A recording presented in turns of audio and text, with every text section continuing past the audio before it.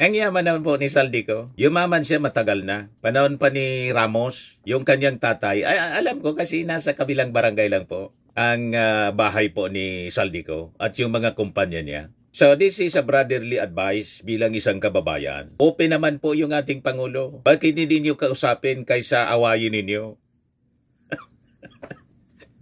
Huwag makipag-away sa presidente, lalo't nakaposisyon. At huwag pasusulsul kabayan sa mga baka mali yung pagsugal ninyo. Di ba? Magamit yung inyong mga testimony. Yung pagsugal po ninyo dito sa politika, baka mapasama. Sayang yung mga pinagpaguran po ninyo.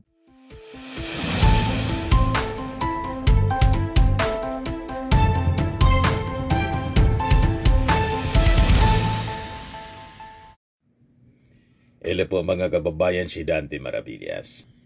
Nag-react na rin po mga kababayan yung Catholic Bishops Conference of the Philippines or CBCP sa naging statement ni dating Ako Bicol Party List Representative Saldico. Ayan po mga kababayan yung CBCP statement. Pirmado ng presidente ng CBCP si Pablo Virgilio Cardinal David. So sabi po dito ni Cardinal Virgilio David, in light of the serious allegations recently made public by Representative Saldico, the Catholic Bishops Conference of the Philippines calls for truth, justice, and due process to prevail. If his accusations are indeed credible and substantial, we urge him to return to the country and file his charges before the proper authorities under oath and supported by verifiable evidence. Public declarations on social media, however alarming, cannot take the place of formal testimony in the appropriate legal venues.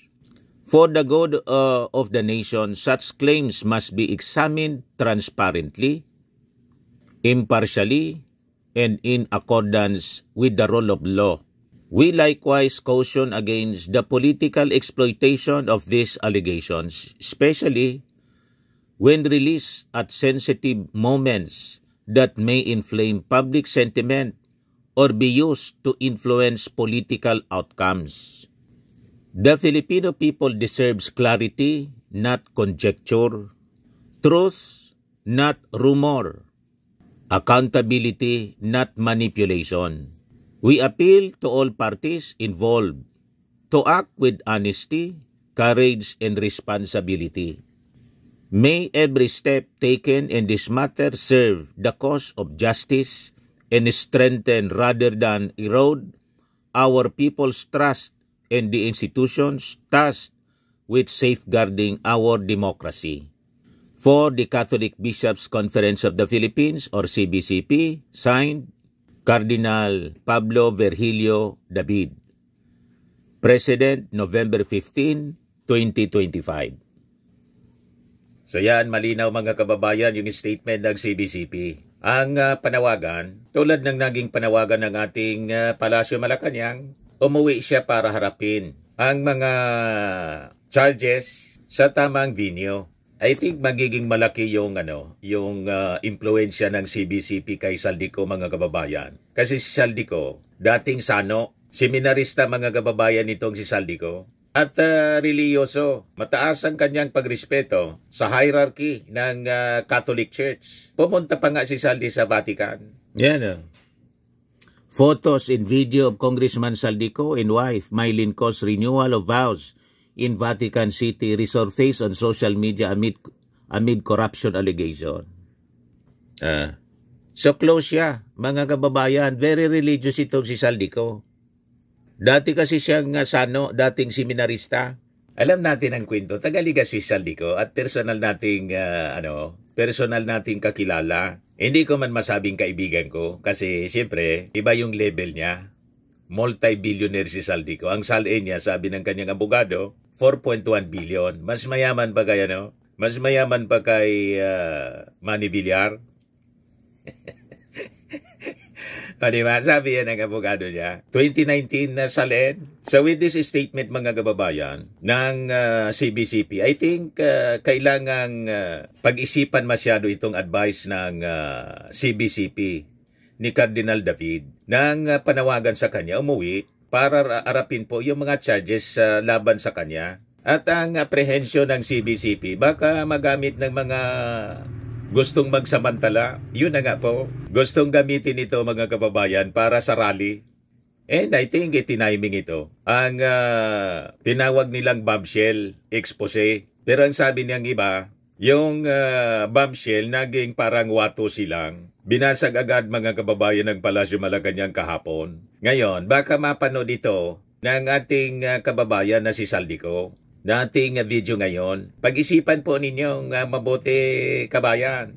Pag urup-urupan mong maray, kabayang Saldico, ining Bicolon ko na, ining naging pangapudan sa imo, kan na CBCP, na umuli ka na siguro para atubangon ni squarely. Kayang-kaya mo yan? Ikaw pa? Di ba? At saka, kung naalala po ninyo, mga kababayan, nagsabi yung ating Pangulong Bongbong Marcos. May panawagan siya noon sa mga contractors tulad ni Saldico. Ang sabi ni President Marcos, itong mga nabulgar na mga ghost project substandard, pwede naman daw kayong makipag-usap sa kanya para ayusin, pero at no cost sa gobyerno. Kasi siyempre, substandard nga. Yung iba ghost, hindi pa ginawa, pero siyempre nakubra na. Kasi may mga nangingi na mga politiko. Ang daming senador na sabit po. Doon sa ginawang hearing kahapon ng Senate Blue Ribbon Committee, 7 na mga senador at incumbent and former senators ang binurgar ni Yusek Bernardo. So yung ating Pangulong Bongbong Marcos open po sa negosasyon. So bakit hindi ka na lang umuwi, kausapin mo yung ating Pangulo? Mr. President, narinig ko po yung panawagan ninyo na makipag-usap sa inyo para ayusin itong mga projects na to. Ito na po ako, I'm willing na makipag-negotiate po sa inyo. Di ba? Ito yung advice ko sa iyo, kabayan, kasi baka magamit ka ng mga kung anong partido. Imbis mapabuti yung inyong kalagayan, lalo kayong napahamak. Napasubo. Di ba sinabi po ninyo, may mga threats na sa inyong buhay? Kaya yun ang rason kung bakit ka hindi umuwi. So pag-isipan po ninyong mabuti itong sinabi ng CBCP mismo. Kasi open naman po yung ating Pangulong Bongbong sa inyong lahat namang contractors. Ito yung sabi ng ating Pangulo. As reported by Radyo Pilipinas, September 9, 2025. Sabi diyan, PBBM, pagkumpuni ng kontraktor sa maanomalyang flood control projects nang walang gagastusin pa ang mga Pilipino, dapat lamang. Dapat tapusin at kumpunihin ng mga korap na contractors ang mga substandard o ghost flood control projects nang wala nang babayaran pa ang gobyerno. Ayon kay Pangulong Ferdinand R. Marcos Jr., ang mga nagbabayad ng tamang buwis hindi dapat pang mamroblema kung saan huhugutin ng gastos sa pagsasaayos ng mga palpak na flood control projects. Sabi ng Pangulo, siya mismo handang kausapin ng mga kontraktor sa oras na maibigay nila ang proyektong nararapat para sa mga Pilipino nang hindi na sinisingil pa ang gobyerno. Ang sinasabi ko nga, interesado ako na mag-usap tayo sa mga kontraktor. Natapusin nila, ayusin nila. Di mag-usap kami after that, pero before that, ayusin nila. Buuin nila up to specification. At their cost wag naman sila don't expect na government to pay for it. Ayusin nila yung project nila. Sabi ng ating Pangulong Bongbong. Ang Marcos administration na niya ginagawa na ang lahat upang mapanagot ang mga nasa likod ng flood control anomalies. Isinasapinal na lamang ang executive order na magtatatag sa independent commission na nabuo na nga po na magbubusisi, mag-iimbestiga ng mga irregularidad sa DPWH projects. until we solve the problem. Yun dapat nating pipilahan ang kaso. May ebidensya tayo na matibay. Unang-una. Pangalawa, na kapag sila na out of action na, ay talagang magbabago. Dahil sila talaga nagpapatakbo. So I suppose the description that sometimes yung big fish talaga, yung talagang nagpapatakbo nitong sistema na ito, yon. Sabi ng ating Pangulong Bongbong. So naalala ninyo yung video na sinabi ng ating Pangulong Bongbong? Ayun yon. Yan.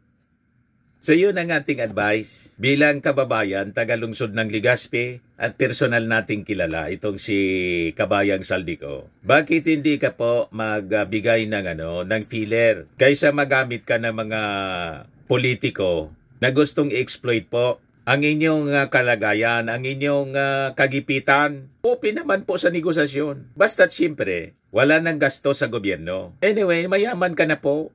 Based sa inyong salin, as revealed by your lawyer na nagpa-press con nung isang linggo, umaabot sa 4.1 billion pesos na yung inyong net worth. Ito po, mga kababayan, sabi ni Atty. Bongkodin, ay hindi Bongkodin, Atty.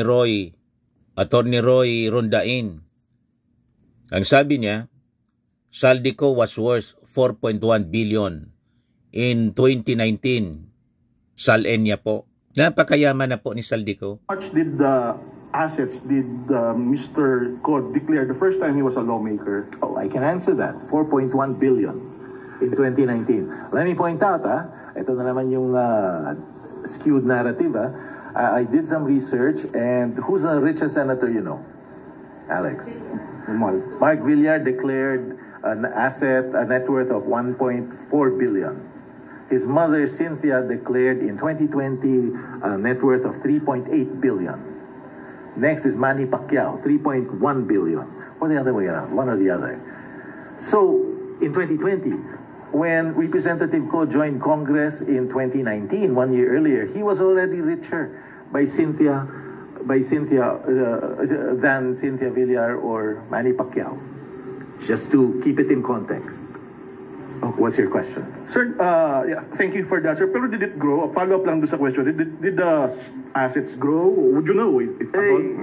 There was movement. It was relatively flat. Ang yaman naman po ni Saldico, yumaman siya matagal na. Panahon pa ni Ramos, yung kanyang tatay. Alam ko kasi nasa kabilang barangay lang po ang bahay po ni Saldico at yung mga kumpanya niya. So this is a brotherly advice bilang isang kababayan. Open naman po yung ating Pangulo. Bakit hindi niyo kausapin kaysa awayin ninyo? Huwag makipag-away sa presidente, lalo't nakaposisyon. At huwag pasusulsul kabayan sa mga baka mali yung pagsugal ninyo. Di ba? Magamit yung inyong mga testimony. Yung pagsugal po ninyo dito sa politika, baka mapasama. Sayang yung mga pinagpaguran po ninyo. Di ba? Pwede mo naman gawin uli. Halimbawa, may mga na-identify na mga ghost or substandard, di ayusin mo. Sabi ng ating Pangulo, pwede naman daw kayo makipag-usap. Hindi ka lang, pati yung iba pang mga top 15 contractors na na-identify. At siyempre, yung mga dapat ibalik. Di ba? Kaysa kumpiskahin ng tuluyan lahat-lahat. Tulad ngayon, mga kababayan, yung Diskaya po, yung mga luxury vehicles niya, naka-auction na po. Yan, BOC Mobs Auction of 7 Diskaya luxury cars to November 20.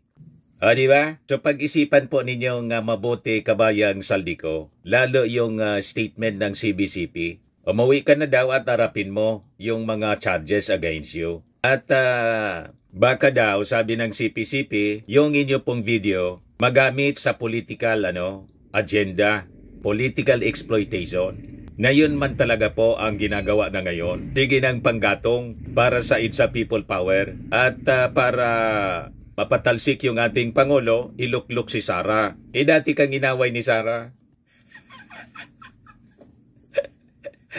O di ba? Mahirap yan, kabayan. Pag ganyan, trusting your enemy. Di ba? At yung itong ginagawa po ninyo, na nagawa kayo ng video, you create more enemies. Yun ang nakakalungkot dyan. Kaya pag-isipan mong mabuti. Dati kang seminarista naman. And I think wise advice yung ginawa ng CBCP po. Yung statement ng CBCP as a former seminarista. And I think may connection ka naman sa mga church officials. Kaysa exploit yung statement po ninyo ng isang sikta na may plano na mag-rally. O yung mga may plano palang sumama sa rally, ingat po kayo. Kasi may warning yung Armed Forces. Baka madamay po kayo. Armed Forces gets reports of infiltrators, grenade threats in 3-day protests. Maging parte na lang kayo ng history, tulad ng nangyari sa Plaza Miranda bombing po. O diba? Huwag maging parte na lang ng history at magamit sa kanilang mga political agenda. O diba, mga kababayan? Pag nag-stampede po at may sumabog, after na may sumabog, sigurado pong maraming casualty. Kung nakaligtas kayo sa lindol na tumama at sunod-sunod na calamity, bagyo, nakaligtas kayo dun, baka dito po sa possible another Plaza Miranda, baka dito po kayo madisgrasya. Concern lang po sa inyong safety. Huwag ninyong ikagalit. Tama po mga kababayan. O ngayon, i-share ko sa inyo po itong statement ni father and lawyer at Dean Ranhilio Calangan Aquino. Magkakatulong ito sa kalituan ngayon. Ang dami kasing mga propaganda. After na i-release ni Saldico yung video, na ako, sa tingin ko, medyo sumikip yung pag-iisip ni Saldico. Siyempre, nag-iisa siya. At gipit na gipit siya. So hindi nakapag-isip siguro ng maayos at nagsakom siya mga kababayan sa tukso. So sugal na lang siya mga kababayan sa possible regime change. Para mga kababayan, alam naman po ninyo yung objective ng gustong magkodita, gustong mapatalsik yung ating Pangulo para hindi na matuloy ang investigasyon dito po sa mga flood control scandal. Ang dami kasing sabit, other than mga contractors, yung mga siyempre kasosyo nilang mga politiko. Ang daming senador, ang daming congressmen. And so siyempre, itong mga politicians na sangkot po sa anomalya, makikiisa sila sa regime change. At malamang sila yung nagpupundo po para hindi po mabuking. Nagets na ninyo ba, mga kababayan? Kasi ayaw nilang ibalik yung mga na-kickback. Nasabi naman ng ating Pangulo, open siya sa negosasyon. Ang gusto lang naman na maayos ng ating Pangulo, yung ating bansa, na dahil po sa massive corruption, mga kababayan, hindi tayo makausad ng mabilis. Kasi yung pera na dapat ginagamit po sa mga projects, binulsa na. Di ba? Kaya sabi ng ating Pangulo, di ba, doon sa kanyang video, paano tayo umabot sa ganito? Yan ang matinding frustration ng ating Pangulo. Gusto niyang maitama, gusto siyang baliktarin ngayon. O ngayon, ito yung statement ni Father and Lawyer Ranhilio Calangan Aquino na I think makakatulong po for our clear understanding ng mga pangyayari. How it goes, sabi niya dito. Professor Antonio Contreras has complained that some who comment are apparently misinformed about how matters go in regard to the national budget. As a former Vice President for Administration and Finance of the Cagayan State University, an instrumentality of national government, and an avid student of constitutional law, let me share the following. An agency prepares a project procurement management plan. Very simply, these are the items the agency wishes to procure. Initially, it is called indicative because the agency merely indicates what it thinks or believes it needs. After budget preparation, the indicative PPMP becomes the final PPMP. Number 2, the PPMP goes into the preparation of the agency's annual procurement plan or APP. And the Department of Budget and Management, after studying and vetting the various APPs, comes up with the National Expenditure Program or NEP. From the NEP alone, the agency can already surmise what it will be receiving. The NEP is formally the budget proposal. Drawing up the budget is the executive function, and the constitutional reason is that the President, as Chief Executive, with his subalterns, knows exactly what the various agencies of government need. Pangatlo, the NEP is then submitted to Congress that deliberates on that budget as it does any statute. The chambers of Congress may modify, amend, or revise the NEP. That is exactly the power of the purse, with some constitutionally established limitation. Example, they may not increase the total amount proposed by the executive branch. Ang purpose niya, to prevent overspending on the part of the government. They may not decrease the appropriations of the judiciary. Ang purpose niya, to keep the judiciary independent, and similar limitations. Number 4, because the chambers of Congress deliberate separately, it will often be the case that they will have different versions of the proposed budget. Hence, the need for the bicameral conference committee that hammers out a compromise version that is returned to the chambers to be voted on. The power of budget enactment is a legislative power because the budget is a law, a statute, the General Appropriations Act or GAA. Number 5, after the budget is enacted, it goes to the President for his signature. Unlike other statutes that the President must either approve in whole or veto in whole in respect to the budget, he has a line item veto power. This means that he can veto particular items in the budget without having to veto the entire budget. Number 6, the moment the budget is signed into law, the next stage is budget implementation or execution. Once more, this is an executive function. And what the Velhica case held 2013 is that any post-enactment involvement of the legislator is unconstitutional since it violates the doctrine of separation of powers. Once the budget is enacted, the legislature has no further role. Given this flow, the question of Professor Contreras is perfectly justified. Why would BBM await the enactment of the budget in the work of the BICAM when he could have directed anything he wanted inserted done already at the stage of budget preparation, the DBM secretary being his qualified political agent?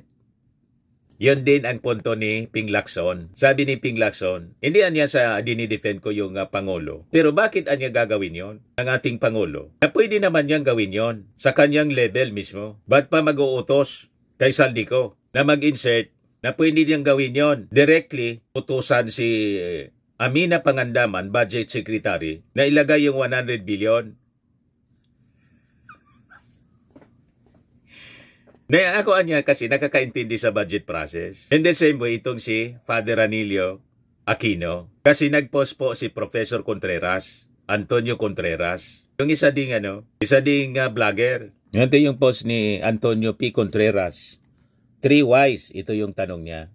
Why would the President initiate a massive investigation on flood control anomalies if he could be implicated? Yan ang unang tanong niya. Pangalawa, why would the President make an insertion in Congress when he can very well include it in the NEP prepared by the DBM? Pangatlong tanong niya, why would the President insert budget of 100 billion for flood control and then veto 119 niya linagay din. 194 siya po. Billion, more than what he inserted. Ano ba? Ayusin naman ang script. Hindi lahat ng tao DDS na mapapaniwala ninyo. Ginagawa ninyo kaming tanga. Siguro confused na. Hindi na napag-isipan ni Saldico. Yung binabasa niyang script, parang yung binasa ni Orly Gutes ang affidavit na hindi siya familiar. Kabayan, pag-isipan mong mabuti yung mga steps mo, mga actions mo. Baka magamit ka lang ng mga DDS, ng mga Duterte na dati nang inaway-away ka, di ba? Inaway-away ka ng mga Duterte. Ni Sara mismo. Ito nga, report ng DCRH. BP Sara links Saldico to DepEd laptop scandal. October 14 pa lang to, 2025. Ngayon, si Saldico, nakaaway ng mga DDS kasi kaaway ni Sara, naging biglang kakampi. Naging hero.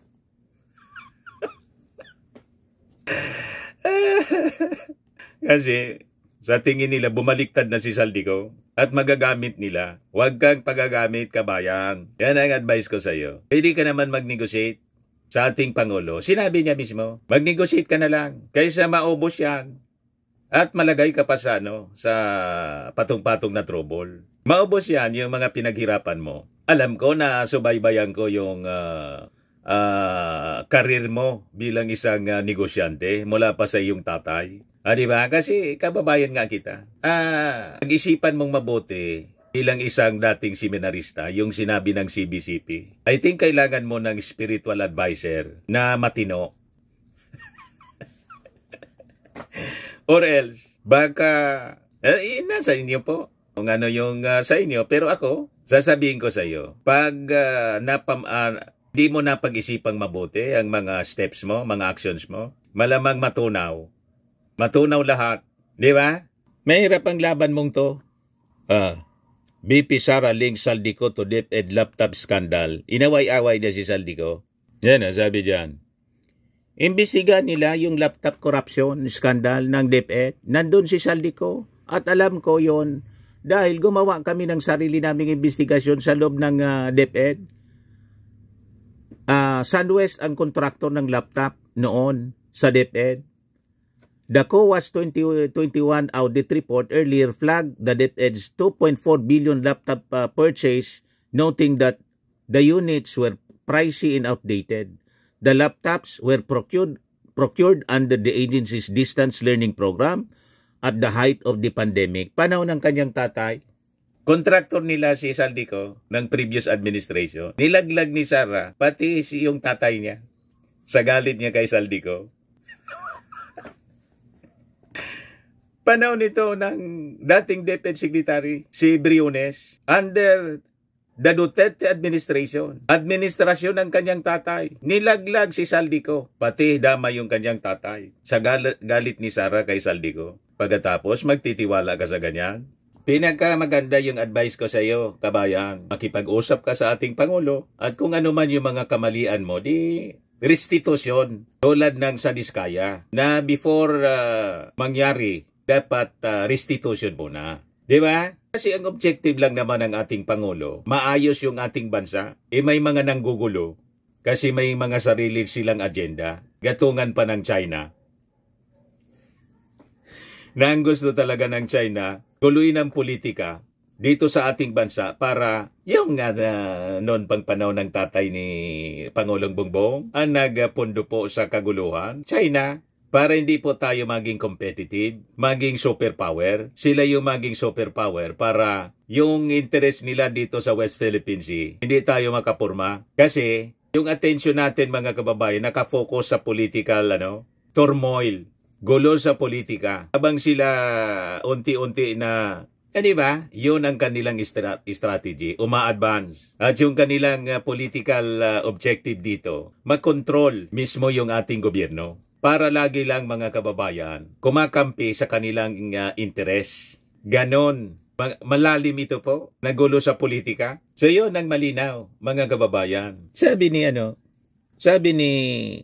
Contreras, why would the President insert budget of 100 billion of flood control and then veto 194 billion siya? More than what he inserted. Ano ba? Ganon din ang sinabi ni Ping Lacson.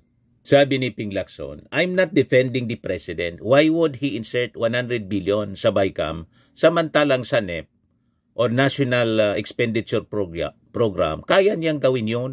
Uutusan lang niya si Budget Secretary Amina Pangandaman. Ang problema, doon sa script ni Saldico, dinamay pa niya si Amina. So, anong nangyari? Lalong dadagdag yung mga magiging enemies niya. Di ba? Nandamay ng mga walang kamuang-muang. Walang kinalaman mga kababayan. Imbes ayusin niya na lang yung problema. Kumbaga may mga substandard or ghost. Di ba? O ngayon, may latest na statement si Saldico. Sabi niya, I suggest that before making any statements that may unfairly prejudice the issue, the Senator should examine the documents in full. Sabi po ni Ping Lacson, walang probative value yung mga statement niya from abroad. Ang kailangan niya, umuwi dito, o kung hindi, mag-execute yan ng affidavit, notaryado, para may weight yung kanyang mga statement. Hindi lang yung ganito na hindi pa nga ma-determine mga kababayan kung totoo na siya yon o baka AI. Yon ang duda niya, no? Kailangan na niyang ipa-evaluate muna sa NBI, sabi ni Senator Win Gatchalian. O di ba? So makikita ninyo, hindi na pag-isipan kung sino man yung nag-isip nito na binasang script ni Saldico po. Napakadaming butas. At yung butas po, ang laki-laki. Mas malaki pa sa butas ng ilong ko po.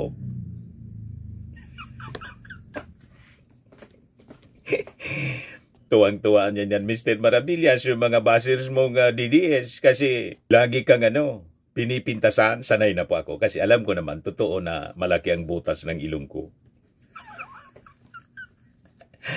Tanggap ko na po, noong pang maliit pa ako, yun ang sinasabi ng mga kaklase ko.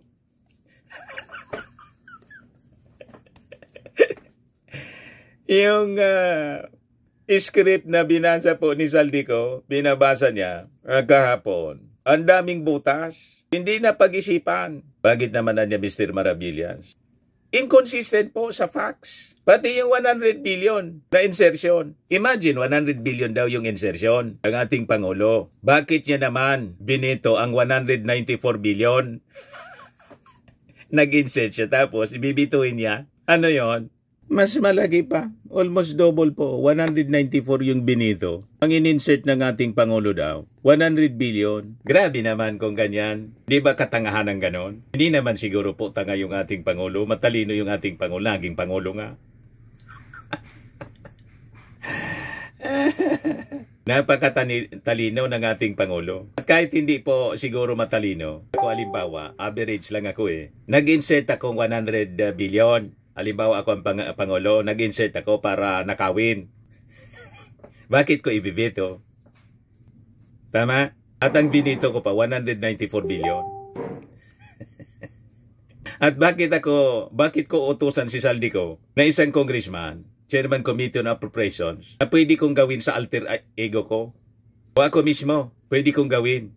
Utusan ko yung aking budget secretary, alter ego, other self ko yon. Ilagay mo dyan, dagdagan mo, 100 billion para nakawin.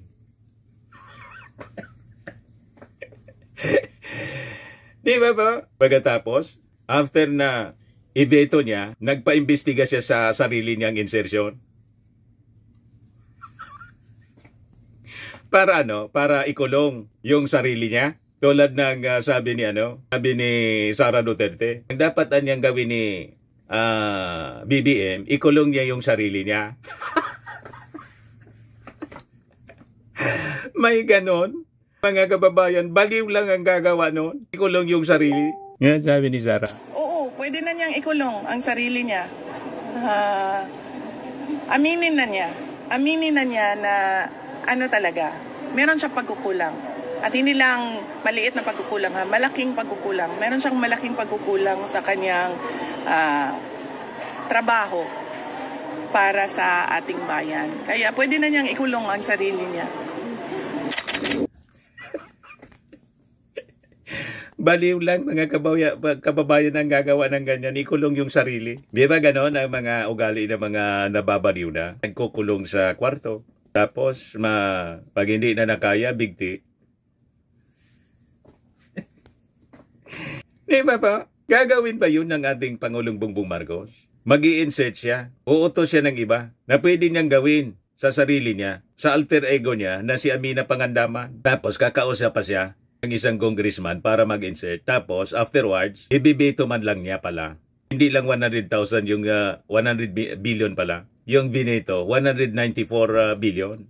Di ba? This is idiocy, mga kababayan. Mali-mali yung script. Kaya madali pong nadurog, nabasag agad. Kahapon lang, basag na yung script mga kababayan na binabasa ni Kabayan.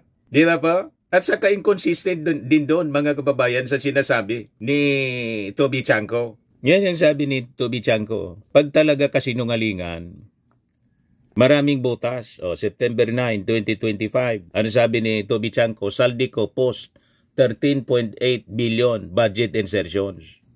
So hindi pala 100 billion. 13.8 billion daw sabi ni Toby Chanco. Isa pa to. Nagkabutas-butas mga kababayan. Kasi product yung script ng confusion. Na-corner si Saldico Cornered on the wall. Wala na siya na pupuntahan. Kaya nga po ang encouragement ng palasyo. Umuwi si Saldico para kung totoo itong kanyang mga charges, i-execute niya yung affidavit, pirmado.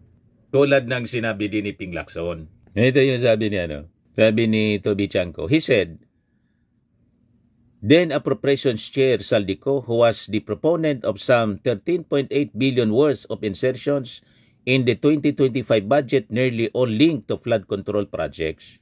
Chanco said some lawmakers denied ownership of these allocations, raising suspicions about how the projects ended up in the budget. Nakita niyo ang discrepancy and inconsistency sa mga statement po. Madali pong madaling mabasag kasi nga po hindi makatotohanan. Gawa-gawa po Ngayon, kahapon, yung statement ni Saldico doon sa video na hindi daw siya pinapauwi ni Martin Romualdez, baligtad po yung kwento. Yan yung kwento September 18, 2025, Romualdez tried to reach out to Saldico on coming home, says Garin.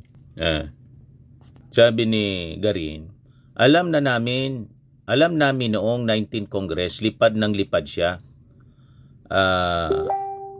to Singapore for some diagnostic tools or some workup. So hindi ako private doon sa specifics. But when I am definitely sure, what I am definitely sure is that the fact that the speaker was trying to reach out to him, to request him, and to allow him to mention a timetable kung kailan siya makakauwi. Sabi po ni Garin. So kita ninyo, dokumentado ang lahat mga kababayan. Yung kwento ni Saldico, walang dokumento. May script lang siyang binabasa na parang yung script na binabasa ni Gutesa na hindi na nagpakita sa Senado. You see? So kabayan, ito ay unsolicited advice, brotherly advice bilang kababayan mo. Magandang makinig ka sa advice ng CBCP. Anyway, seminarista ka naman. I think yung advice ng CBCP sa'yo, ito yung pinaka-best. At tingin ko, concern din sa inyo po bilang isang dating seminarista. Baka magamit ka. We likewise caution against the political exploitation of this allegation, especially when released at sensitive moments that may inflame public sentiment or be used to influence political outcomes. Baka magamit sa destabilization ng objective, iluklok si Sara. Yan ang ibig sabihin ng CBCP. Although hindi niya sinabi dito, pero in effect yun po. Kasi ang successor ng presidente, pag natanggal, vice-presidente. Si Sara ang vice-presidente. At pag nakaupo si Sara, tapos na yung investigasyon. Yan ang gusto nilang mangyari. Ito yung statement ni Ping Lacson kahapon sa naging statement sa video ni Saldico. Pasok na, walang probative values. Naman under oath. So ano yung mga, walang probative value? Ano siya? Wala, na-raise yun. Kwento. Hindi naman siya under oath Pumunta siya rito, mag-take oath siya. At sabihin niya yung statement niya, then may probative value. Pero what do you make of that, sir? Kung totoo si Pangulo talaga yung nag-insert daw, nagpa-insert ng 100 Mahirap mag-speculate. Alam mo, ito ako, kasi alam ko yung kalakaran pagdating sa mga insertions. I'm not defending the President. Why would he insert 100 billion sa BICAM? Samantalang sa NEP, kaya niyang gawin yun Correct. Second, bakit niya binito? Correct. Bakit niya in-FLR? Correct.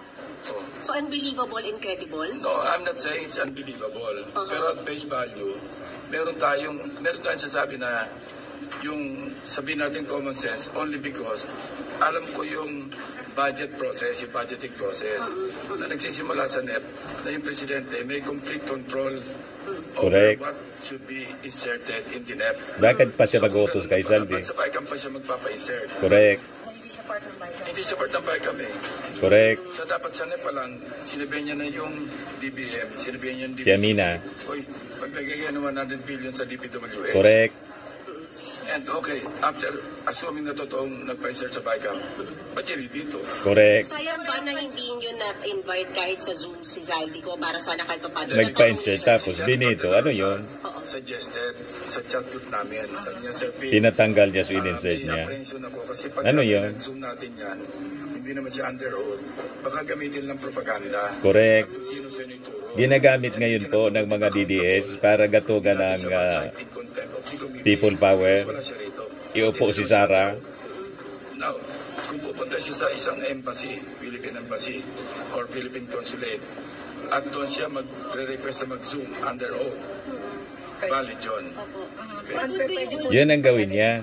Yes, kung magre-request sila gano'n, invitation nga kami sa kanya eh. Could they also make of yung testimony ni Bernardo? For example, kila Grace ko, kila Mark Villar, na hindi sila mismo Kaya nga, nakausap, staff lang. that's all under consideration paggawa namin ng committee report. Mahirap yung hindi direct at saka walang supporting evidence or document. Correct. Yun ang sinasabi Dapat ko sa dokumentado. kanya when I talk to him.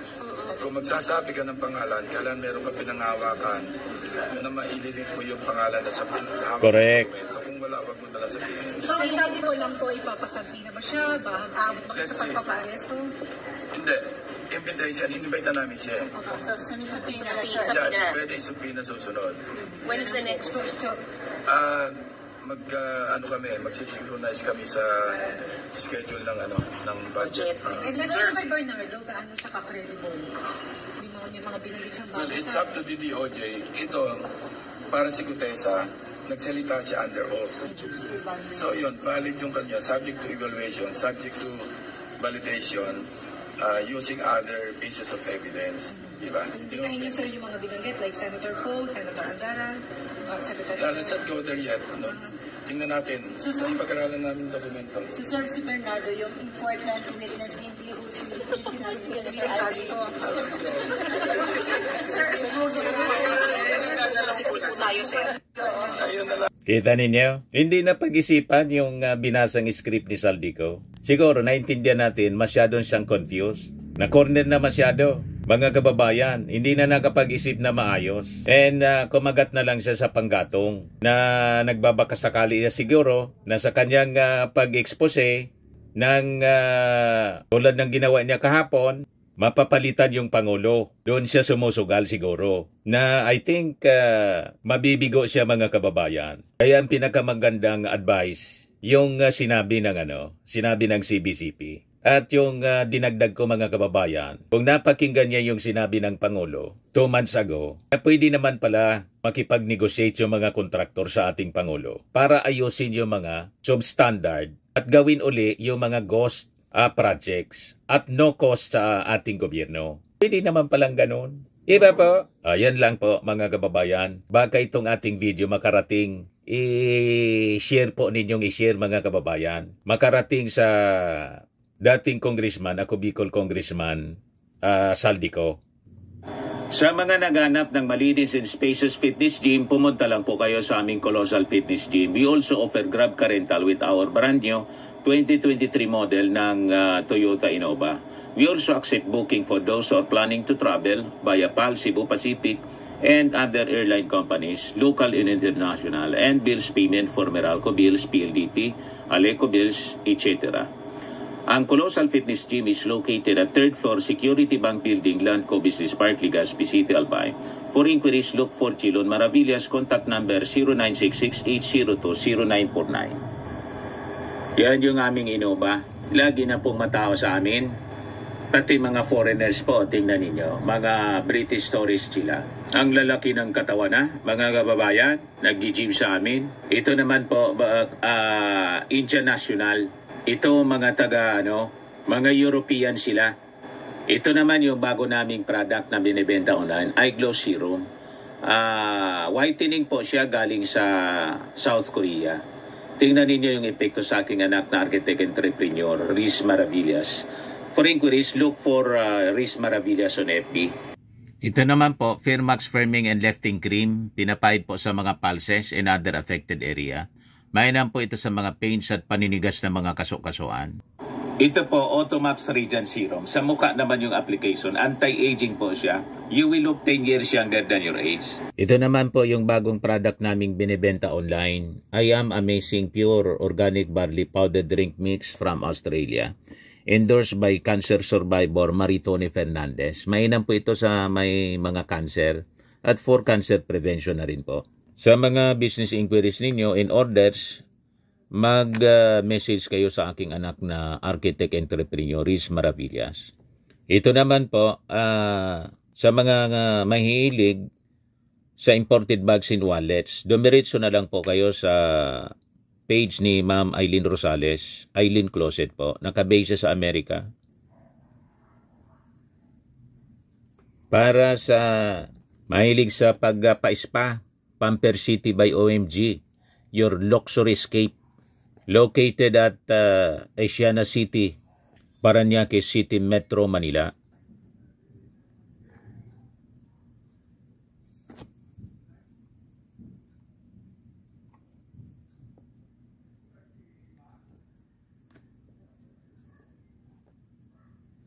Isa sa mga brand ambassador mga kababayan, Sparkle Jimmy artist na si Aya Domingo.